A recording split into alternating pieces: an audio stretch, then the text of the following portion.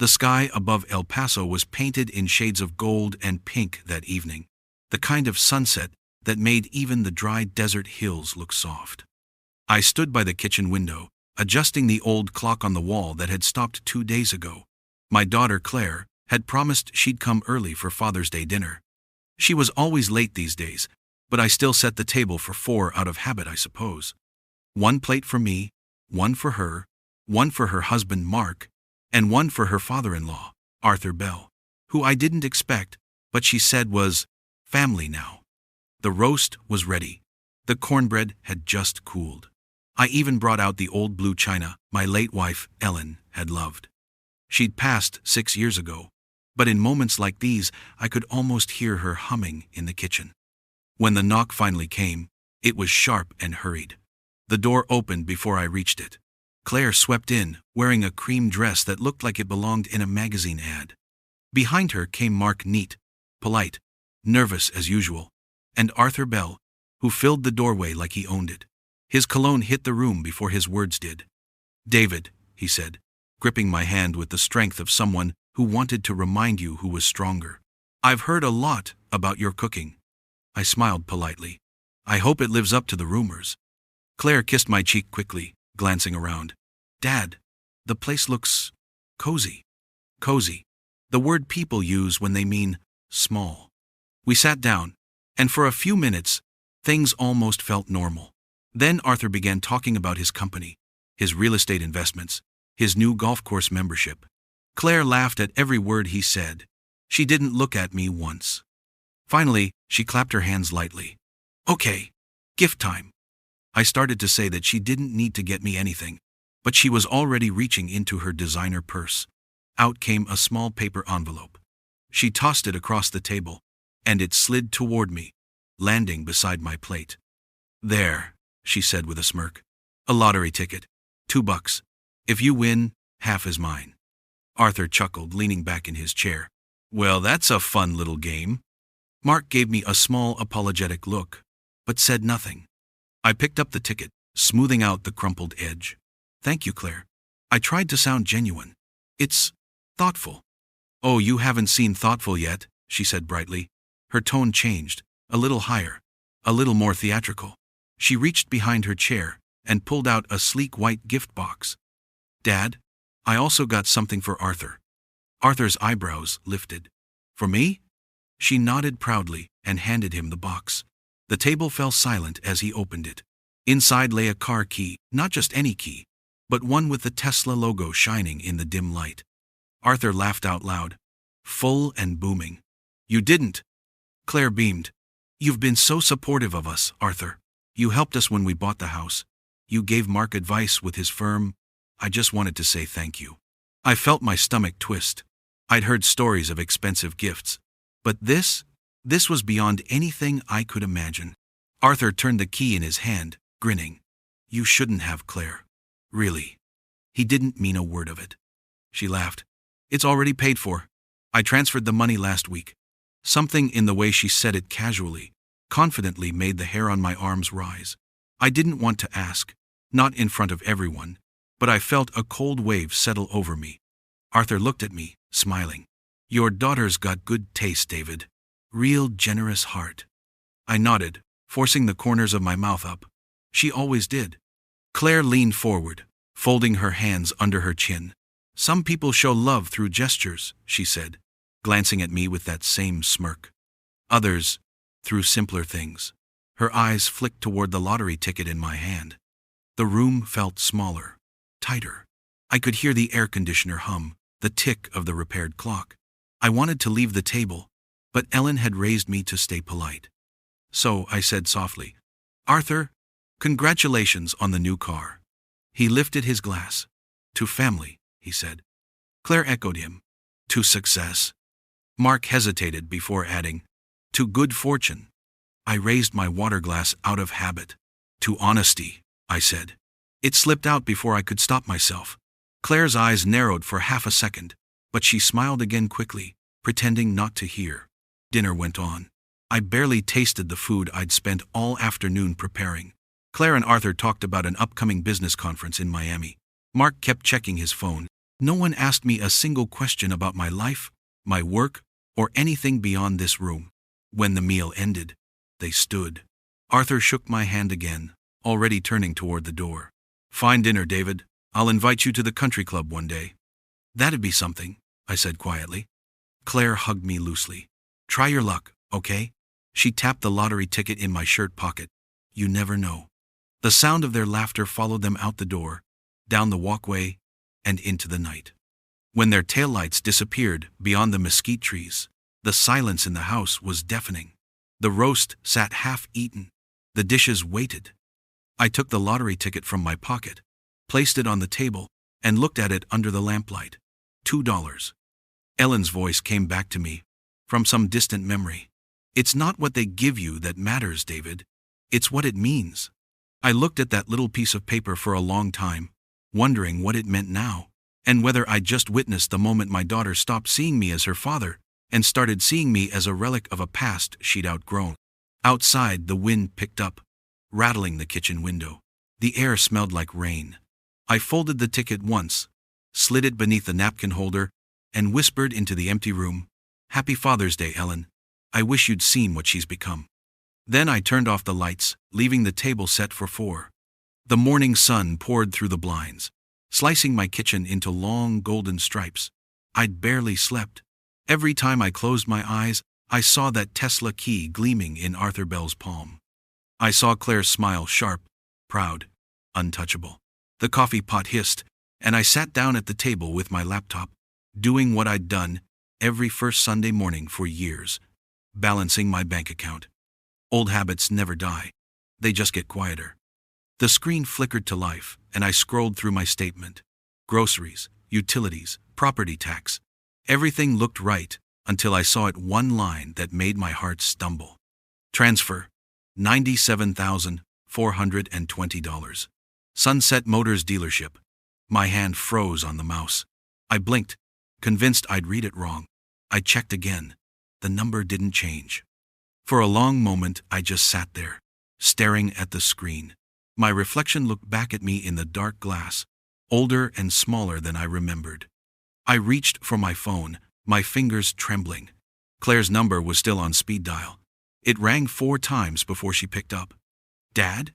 Everything okay?" Her tone was bright, distracted the voice of someone halfway through an espresso at some polished office downtown. "Claire," I said slowly, "there's a $97,000 transfer from my account last week. Sunset Motors. That's a car dealership, isn't it?" A pause. Then, a light laugh. "Oh, that. Yeah. That's for Arthur's Tesla. Don't worry. I'll handle it." My chest tightened. "You used my account?" "You still had me as an authorized user," she said breezily. "You know, from when Mom passed. I thought it was fine. You never said I couldn't." "That money was my savings," I said, my voice cracking. "Claire, that was for my retirement. For emergencies." "Oh, Dad, come on. You're being dramatic. You don't spend that kind of money anyway. You live like you always have." I felt something snap inside me. "That's not your decision to make." She sighed, like a parent explaining something to a stubborn child. "Arthur's been there for us, Dad. He helped Mark get promoted, paid part of Jake's school tuition. This was just returning the favor. It's family money." "No," I said quietly. "It's my money." Her tone hardened. "You're overreacting. I'll pay you back eventually." "Eventually?" "When we can. Don't make this ugly, Dad. It's Father's Day weekend. Can't we just be happy for once?" Happy. The word hit like a slap. I looked around my kitchen, the same cabinets I'd built by hand, the same counters Ellen had chosen. Every memory here was paid for, with sweat and overtime. I thought of the days I'd worked 16 hours repairing bridges in summer heat, of nights when Claire was little and I'd read her stories while smelling like steel and dust. "Claire," I said, trying to keep my voice calm, "you didn't just buy a car. You stole from me." There was silence on the line, then a small, humorless laugh. "Dad, please, don't use words like that. It's not stealing when it's family." "Do you hear yourself?" I asked. "You're saying that taking what's mine without asking is okay because you share my last name?" "I'm saying Arthur deserves it more than you do." The line went dead. I sat there, the dial tone buzzing like a mosquito in the quiet. Outside, the desert wind stirred the chimes on my porch. The kitchen clock ticked once. For a long time, I didn't move. My hand hovered over the mouse, still on the bank page. The number sat there, $97,420, cold and final. I leaned back and stared at the ceiling. The fan turned lazily, stirring the smell of last night's roast. The leftover dishes waited in the sink, just like they had after every Father's Day dinner since Ellen died. But this one felt different. This one felt like the end of something. I closed the laptop and pushed it away. The sound of it snapping shut felt like the sound of a door locking. My eyes fell on the lottery ticket under the napkin holder, right where I'd left it. The corner was bent now, stained with a ring from my coffee mug. I picked it up and turned it over. $2. Bought with my own money, thrown at me like a joke. I thought of Claire's words at dinner. Some people show love through gestures, others through simpler things. The simpler things had been all I'd ever had. Fixing her bike when she was 10, staying up to help with school projects, selling Ellen's jewelry to pay for Claire's college. Simple things. Now she measured affection in cars and clubs.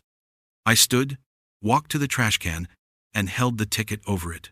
For a second, I almost dropped it. But something in me refused. I wasn't sure why. Maybe pride? Maybe spite?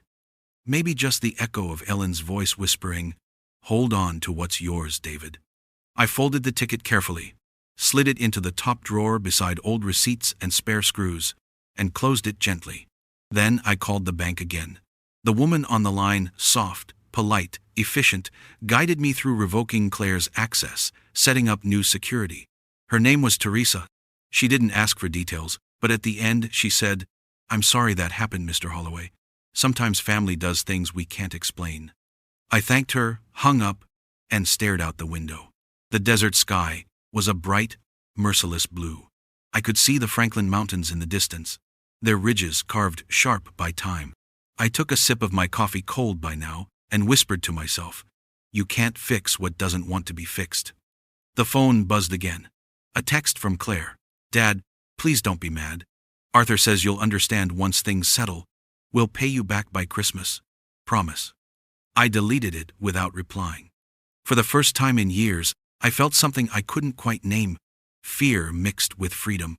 The kind of feeling that comes when you realize the people you love the most might no longer love you back in the same way.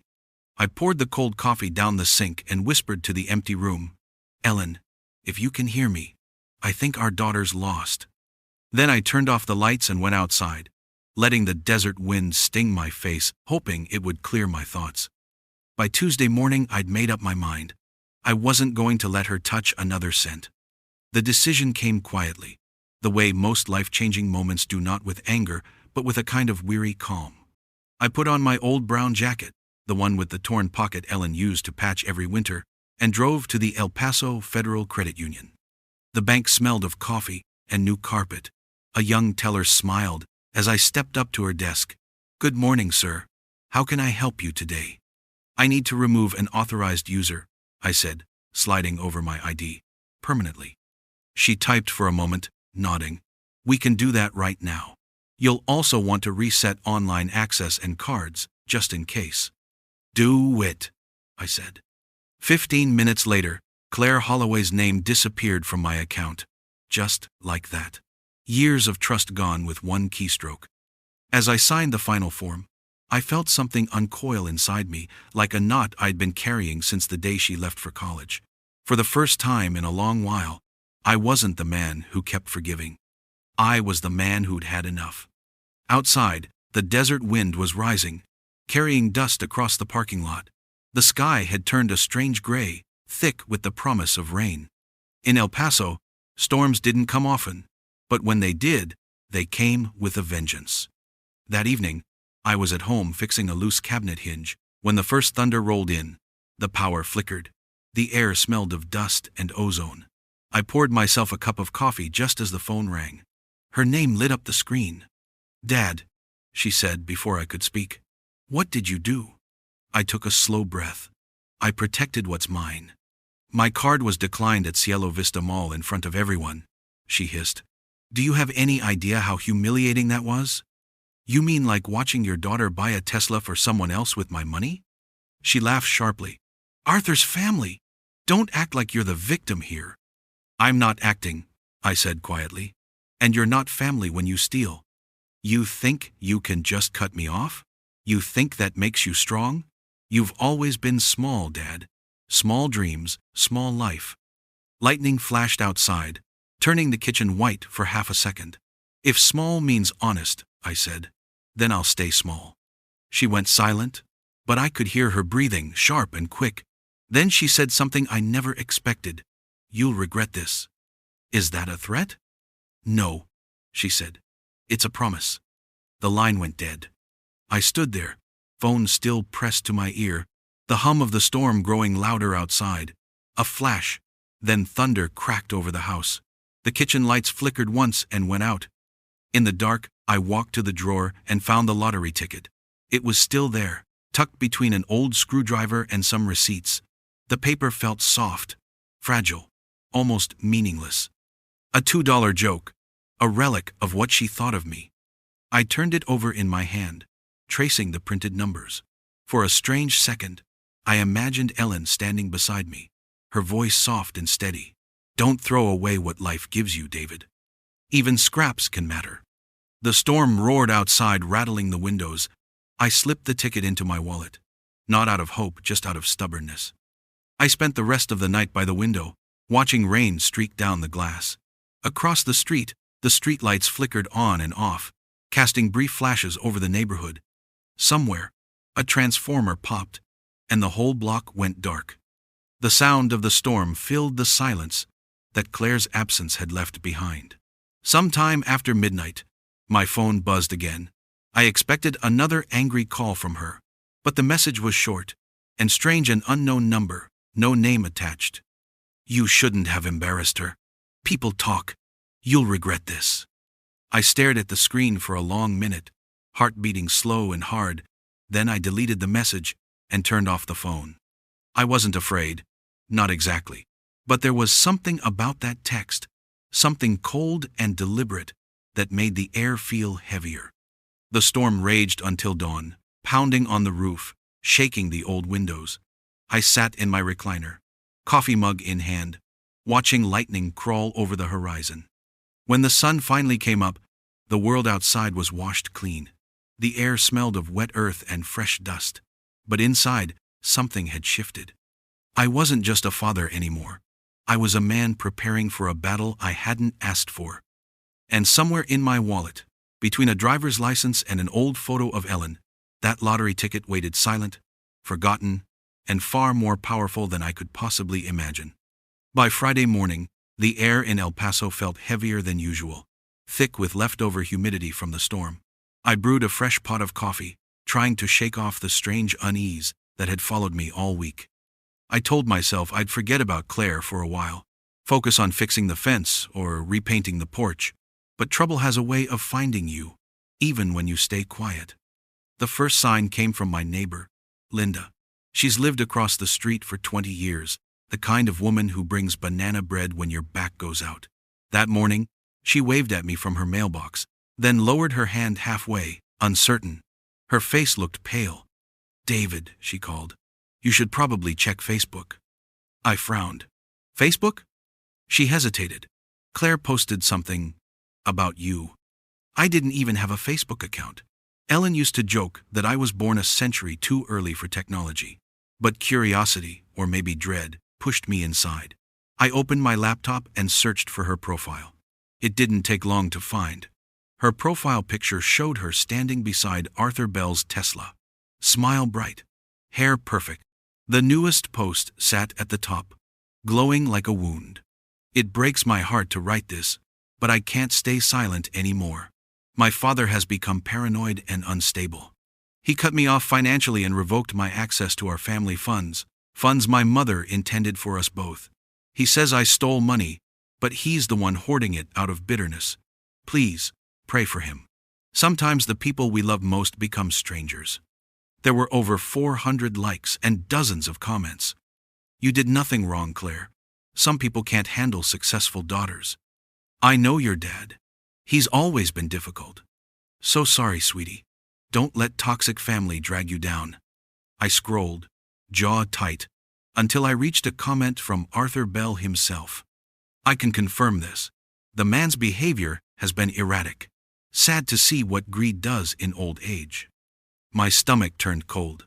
It wasn't just an online post, it was a declaration. They weren't content with taking my money. Now they wanted my reputation too.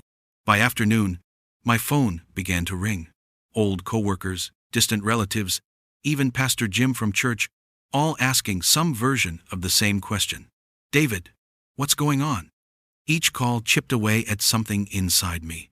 I tried to explain, but the words sounded hollow. The truth always does when a lie gets there first. By evening, I walked to the corner store for milk. The cashier, a boy I'd known since he was little, avoided my eyes. Outside, 2 men were whispering near the vending machine. When I passed, they fell silent. The humiliation burned deeper than anger ever could. That night, the house felt too quiet. I sat in the living room, staring at the TV but not watching. My name, my father's name, was being dragged through digital mud, and there was nothing I could do. I poured myself a glass of water and caught sight of the family photo on the mantel. Me, Ellen, and Claire, taken at White Sands years ago. She'd been 13 then, grinning with braces, clutching my arm like I was the center of her world. When had that girl disappeared? The phone buzzed again, a text from Pastor Jim. Brother, we're praying for you. I don't believe what they're saying, but folks are talking. Maybe come to service Sunday, clear things up. I typed back, thank you, Jim. I'll be there. Then deleted it before sending. Outside, the desert wind picked up again, whistling around the corners of the house. I turned off the TV, but the silence was worse. I thought about driving to her house, demanding she take the post down. But I knew how that would end more pictures, more stories, more lies. Instead, I sat at the kitchen table, the same spot where she'd mocked me days earlier. The lottery ticket was still in my wallet. I pulled it out, flattening the creases. Under the lamplight, the numbers glinted faintly. I didn't even know if it had been drawn yet. I hadn't cared. But now, looking at it, something stirred inside me. Maybe anger, maybe fate, maybe Ellen whispering again from wherever she was. Don't let them take everything, David. I slid the ticket into a small envelope and tucked it inside my tool chest, the one place no one ever looked. Later that night, as thunder rumbled faintly in the distance again, my phone buzzed one last time. A message from an unknown number, same as before. Stop making her look bad. You don't know who you're dealing with.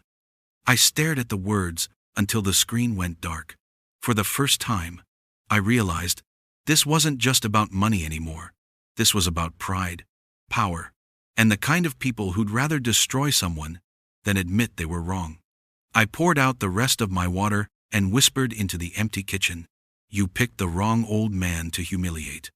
Then I turned off the lights and went to bed, unaware that somewhere across town, the lottery drawing that would change everything had just begun.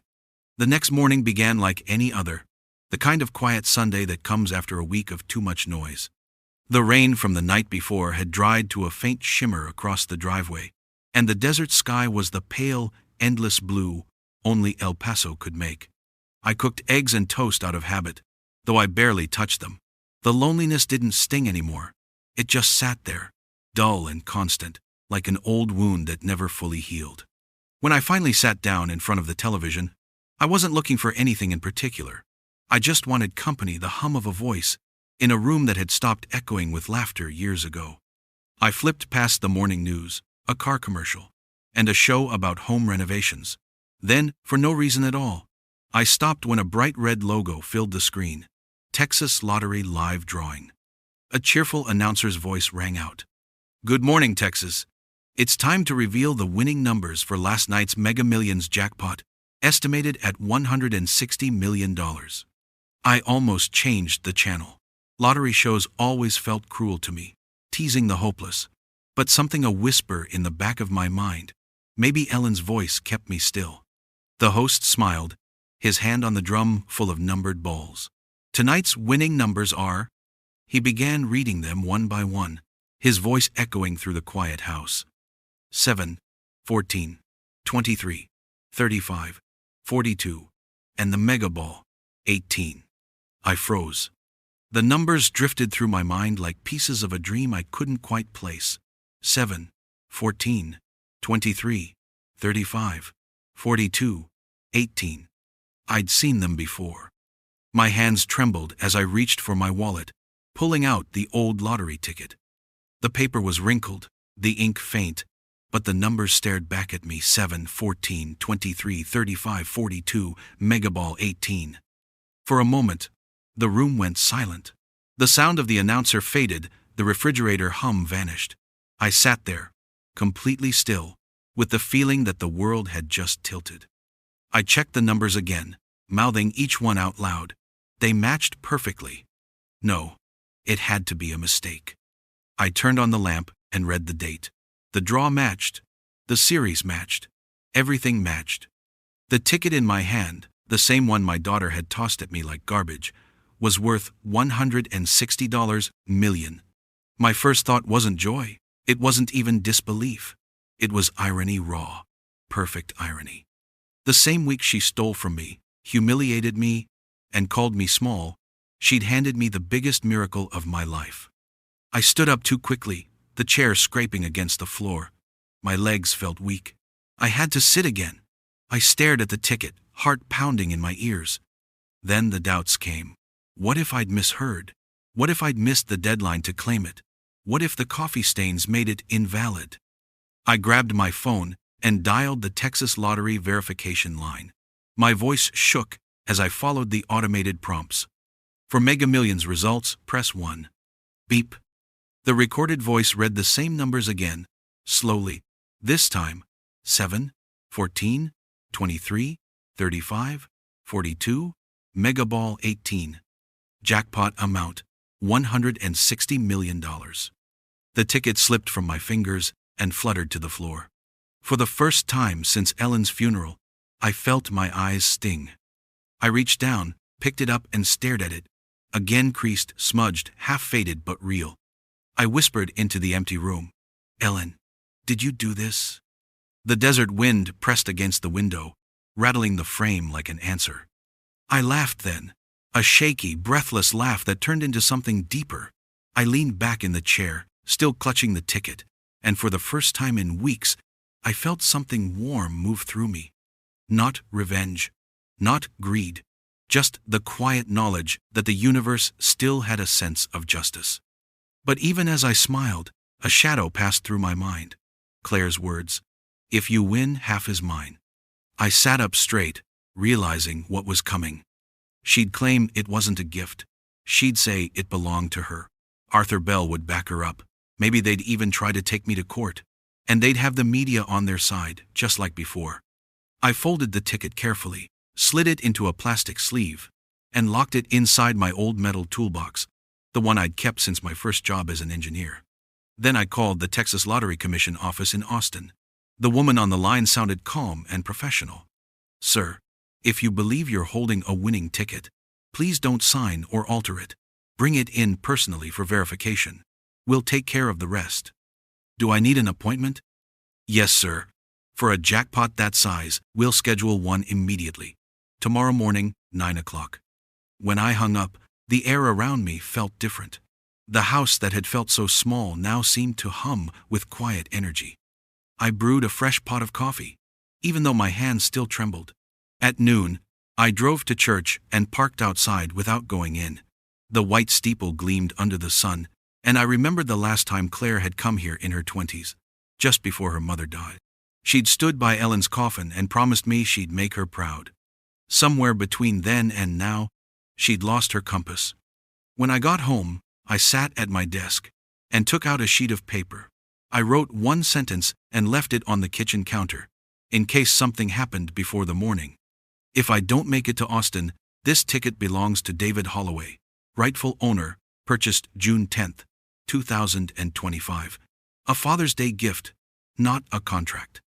I signed it, folded it, and placed it under the lamp. The sun went down slowly, turning the sky the same deep red as the Tesla Claire had bought with my money. As darkness filled the house, I caught my reflection in the window, an old man with tired eyes, holding a secret worth more than every insult and every betrayal combined. And somewhere out there, my daughter slept peacefully, unaware that the joke she made at my expense was about to rewrite both of our lives forever. I barely slept that night. Every time I closed my eyes, I saw the numbers 7, 14, 23, 35, 42, 18, burning behind my eyelids like a brand. By sunrise, I was already dressed, ticket secured in the metal toolbox on the passenger seat, and the road to Austin stretching ahead like a promise. The 2-lane highway cut through the desert plains, where the morning sun turned the sand gold. I rolled down the window, letting the wind rush in, and for a few hours, I felt something I hadn't in years: freedom. Freedom from guilt, from fear, from the ghost of my daughter's laughter echoing in my house. At the Texas Lottery Commission, the process was methodical. A woman named Janet Chen examined the ticket under bright lights, scanned it, and checked it against the database. "Congratulations, Mr. Holloway," she said, her professional smile softening. "It's real." 2 hours of paperwork later, she added, "Verification takes about 48 hours before funds can be processed. For now, please keep quiet about it. It's for your safety." I nodded, but part of me knew it wouldn't stay quiet for long. When I stepped out into the parking lot, my phone was vibrating in my pocket. 3 missed calls, all from Claire. I stared at her name for a long second before answering.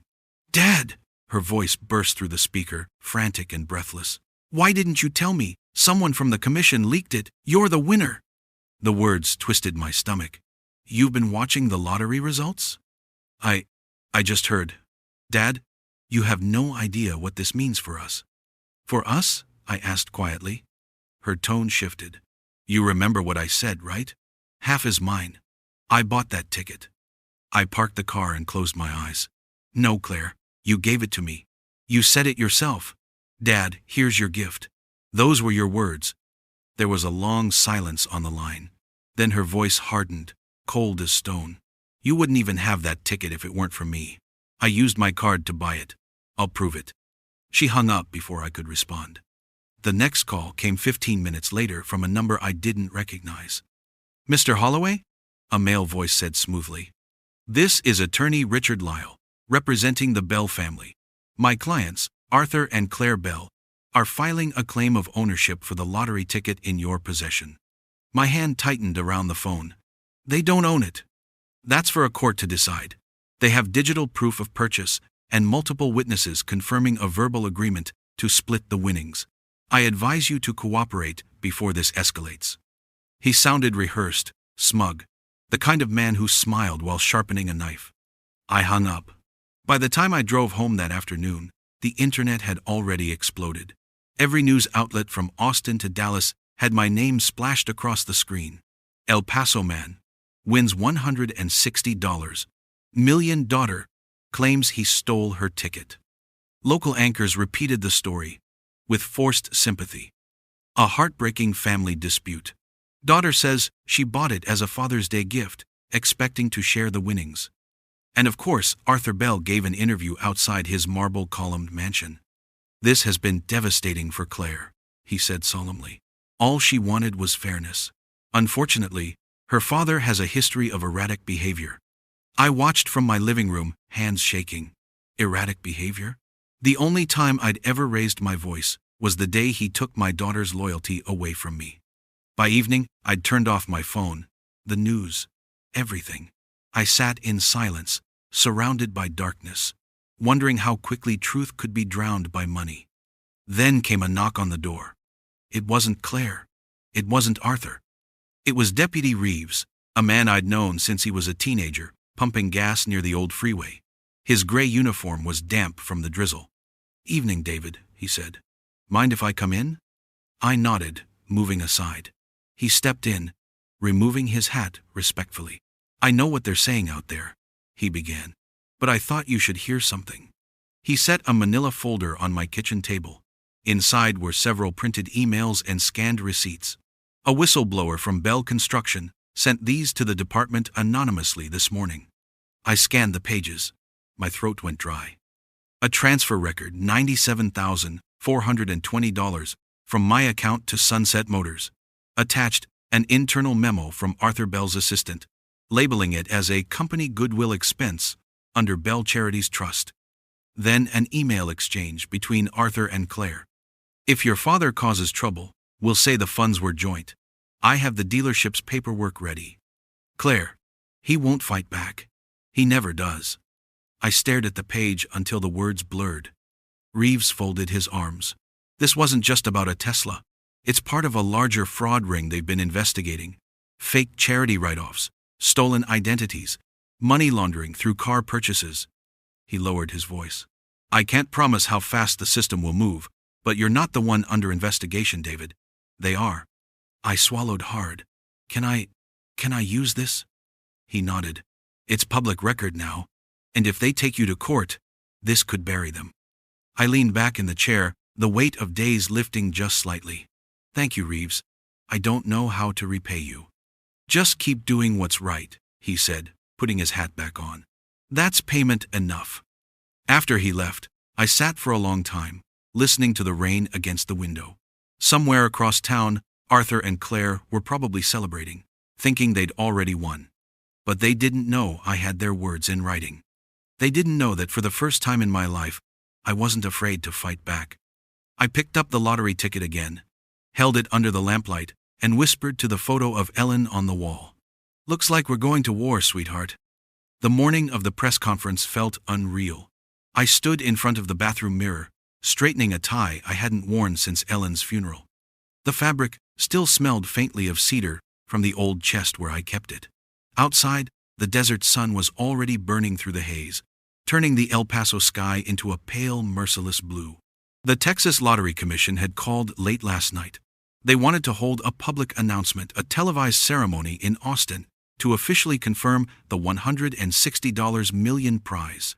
They said it was standard for transparency, but I knew what it really was. A storm waiting to happen. Claire and Arthur had made too much noise. The commission wanted the truth settled in front of everyone. I packed light. Just the essentials, my wallet, my toolbox with the winning ticket sealed inside a clear sleeve, and the folder Deputy Reeves had given me. Inside it lay the real weapon. The printed emails proving the Bells had used my money and covered it up as a corporate donation. As I started my truck, I glanced once at the framed photo of Ellen on my dashboard. Her smile looked steady, as if she knew exactly what I was walking into. The drive to Austin took nearly 9 hours. Reporters were already waiting by the time I arrived at the commission building. Cameras clicked like insects as I stepped through the doors. Mr. Holloway, is it true your daughter claims half the winnings? Did you steal the ticket from her? What do you plan to do with $160 million? I didn't answer. I just kept walking, the sound of their voices trailing me like static. Inside, the main hall was bright, with stage lights and banners showing the red and white Texas Lottery logo. Officials in navy suits moved about with clipboards, murmuring instructions. A huge ceremonial check leaned against the wall, my name printed in bold black letters. I almost laughed when I saw it. So this is what humiliation turned into: a photograph and a piece of cardboard. At exactly 10 o'clock, the announcer's voice filled the room. Ladies and gentlemen, thank you for joining us. Today, we celebrate El Paso's newest millionaire, Mr. David Holloway, the confirmed winner of $160 million. Applause erupted, cameras flashed, and I stepped up to the podium. The microphone trembled slightly under my hand. I never thought I'd stand here, I began, my voice steady but low. I've lived a simple life, worked with my hands, raised a daughter, tried to do right by people. Sometimes life gives you more than you think you deserve. Sometimes it takes away what you thought would last forever. Before I could continue, a sharp voice cut through the crowd. Stop the ceremony! The room turned. Claire was pushing her way past the reporters, her hair immaculate, her heels clicking like gunfire against the tile floor. Behind her came Arthur Bell, face flushed and jaw tight. Security tried to intervene, but Claire brushed past them, shouting, "That ticket is mine!"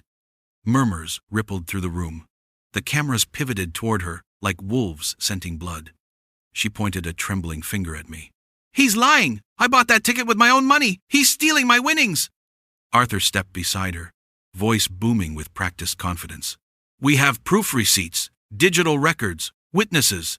This man is trying to defraud his own family." I took a deep breath, feeling every eye in the room on me. "Claire," I said softly, "you gave me that ticket as a Father's Day gift.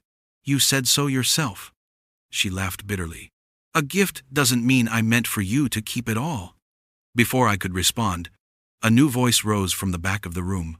Calm, clear, female. "I can help with that." Everyone turned as Deputy Reeves stepped onto the stage, holding up a small flash drive. "The El Paso Sheriff's Department has concluded an active investigation involving Bell Construction and associated parties. We have verified evidence that the funds used to purchase the Tesla and the lottery ticket originated from Mr. Holloway's personal account without authorization." Gasps rippled through the crowd. Reeves gestured toward the projection screen behind us. The lights dimmed. A video began to play grainy footage from the dealership's security cameras. On screen, Claire stood beside Arthur, signing papers as the salesman pointed at a document labeled Sunset Motors Transfer. The timestamp matched the day she emptied my account. Then came a still frame from the night of Father's Day dinner. Arthur smirking as Claire tossed the ticket across the table and said, "If you win, half is mine." The sound in the room vanished. Cameras flashed, but no one spoke. Claire's face drained of color. Arthur's mouth opened, then closed again. I stepped back to the microphone. My hands no longer trembled. "I've spent my whole life believing family meant trust," I said. "That belief cost me more than money. It cost me peace. But sometimes, the truth has a way of catching up." I turned to the officials. "I am the rightful owner of that ticket. And I'm done being quiet."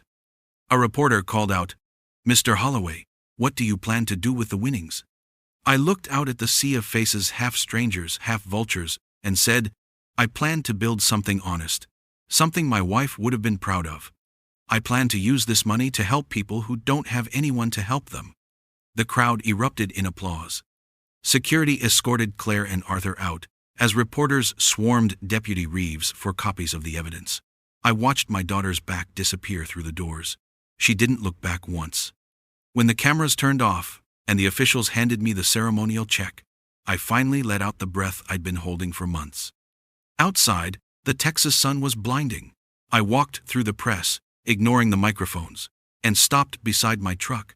For a long moment, I just stood there, breathing in the dry, clean air. Ellen's voice came to me again, soft and proud. "You did the right thing, David." I looked up at the sky, smiled faintly, and whispered, "I hope so."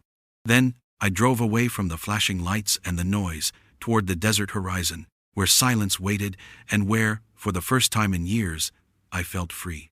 3 months later, the desert had turned gold again. Summer in El Paso came like a quiet fire, dry winds carrying the smell of dust and sun-baked stone. My life looked nothing like it had before that Father's Day dinner, yet in some ways it had never felt more familiar. The reporters eventually left. The online chatter faded. The world had found a new story to obsess over. But in the stillness that followed, I learned something about peace. It doesn't come from silence or from money. It comes from knowing you finally stood up for yourself when it mattered. I kept my old house.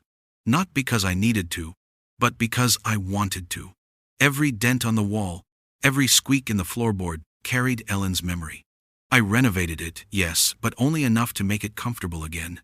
The first thing I restored was her garden. Marigolds, petunias, and a row of desert roses that now bloomed brighter than I'd ever seen. The rest of the money went into something Ellen and I had dreamed of years ago, a foundation. I called it the Holloway Fund for Honest Work. It provided grants for mechanics, single parents, and small-town tradespeople who wanted to rebuild their lives. I hired local veterans to help manage it. One of them, a young man named Carter, had lost his home after a factory layoff. The day we handed him his first grant check, he cried so hard he could barely speak. "This isn't charity," I told him, shaking his hand. "It's a second chance. Use it well."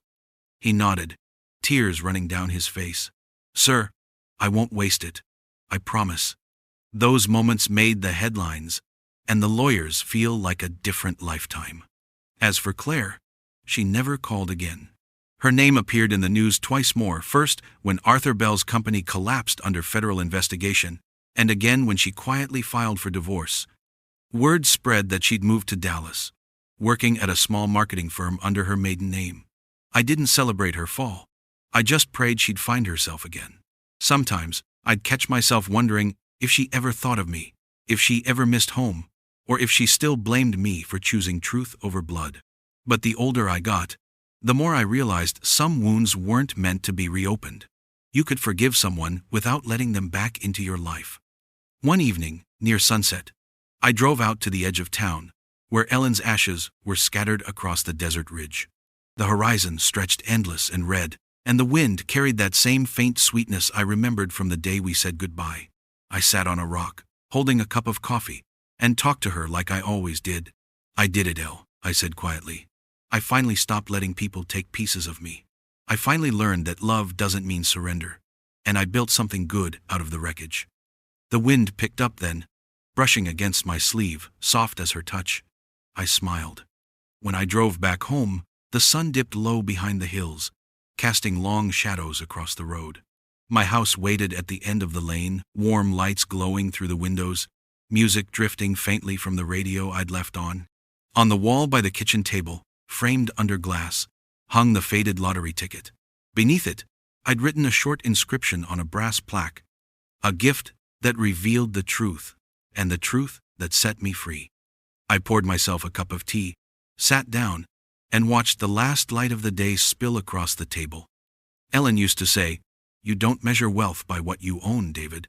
You measure it by what you're able to live without." I finally understood her. The ticket hadn't made me rich. It had made me honest with myself, with the world, and with the memory of the man I'd promised to become. Outside, the wind whispered through the mesquite trees, carrying the sound of a life rebuilt from quiet resilience. And as the first stars appeared above the desert sky, I whispered my final thanks to chance, to loss, and to the lesson that changed everything. True wealth is peace. And after all those years of working, losing, and forgiving, I'd finally earned mine.